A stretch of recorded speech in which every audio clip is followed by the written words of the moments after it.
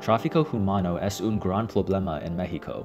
Tráfico humano es el secuestro de personas por el uso de la fuerza para que ellos puedan ser explotados.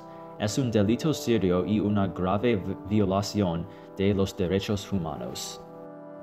Entre 2000 y 2002, aproximadamente 135,000 niños en México fueron secuestrados, presumiblemente para la explotación en prostitución, pornografía o trata de adopción ilegal. Se estima que hay unos 16,000 niños actualmente involucrados en la prostitución en México. Mientras que el trabajo sexual no es completamente legal en México, la mayoría de las ciudades tienen zonas de tolerancia, áreas donde se permite la prostitución. Esto ha hecho de México un gran destino para el turismo sexual y uno de los centros más grandes del mundo para tráfico sexual. La alta rentabilidad de la prostitución en México ha llevado inevitablemente a la explotación forzosa de muchas niñas como trabajadores del sexo. Correr fuera del hogar es también un factor de riesgo grande para la eventual explotación y tráfico de niños y adultos. Hay una variedad de razones para el número grande de fugitivos en México, incluyendo disfunciones familiares y violencia doméstica. Una consecuencia grande de salir corriendo es la interrupción de la educación formal, dejando a fugitivos sin entrenamiento para la mayoría de los trabajos que no sean de trabajo sexual. Leyes en México ha tenido una historia larga de tolerancia hacia el tráfico humano y la prostitución. La primera ley federal sobre el tráfico humano pasó en el año 2012. Por tener miedo de los grupos criminales poderosos, los políticos no toman acción para reformar este problema. El alcalde de un pueblo que se llama Altar en la frontera de México con los Estados Unidos dijo que la trata humana ya no es un problema. Dijo que los grupos criminales son una cosa del pasado, pero eso no es la verdad.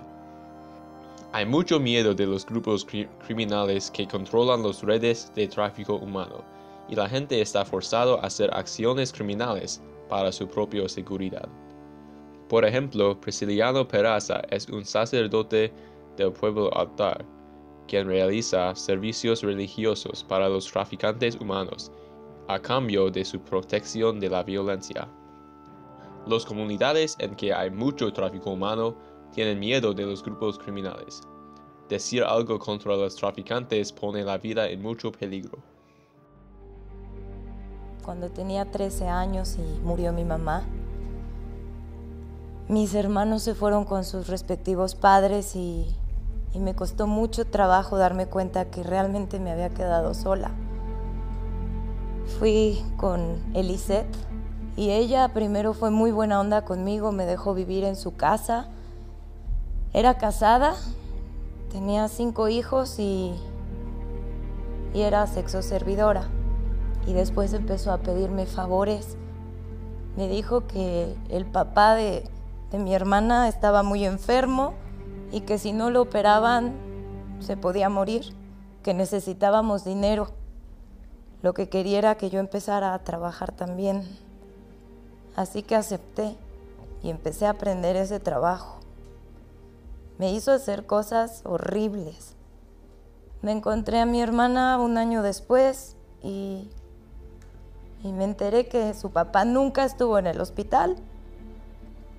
En ese momento me di cuenta que ¿qué estaba haciendo ahí? Me quería escapar, pero no sabía cómo porque en el fondo me daba mucho miedo. Una vez, en un hotel, Elisette me golpeó enfrente de un cliente.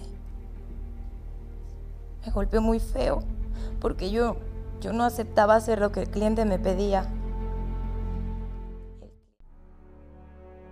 Los Estados Unidos, Departamento del Estado, tiene una lista de formas en que la gente común puede mejorar el problema del tráfico humano. La lista incluye ideas como trabajar como voluntario en los esfuerzos de lucha contra el tráfico malo en su comunidad, organizar eventos de recolección de fondos, apoyar víctimas y en general ser informado de las situaciones. Estudiantes de los colegios o universidades pueden solicitar que los profesores añaden el tema en el currículo, así más gente puede comprender el tráfico malo.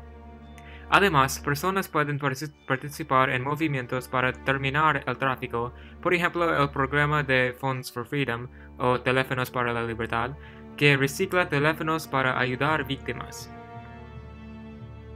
Los Estados Unidos también tienen recomendaciones por México por cómo pueden mejorar el problema.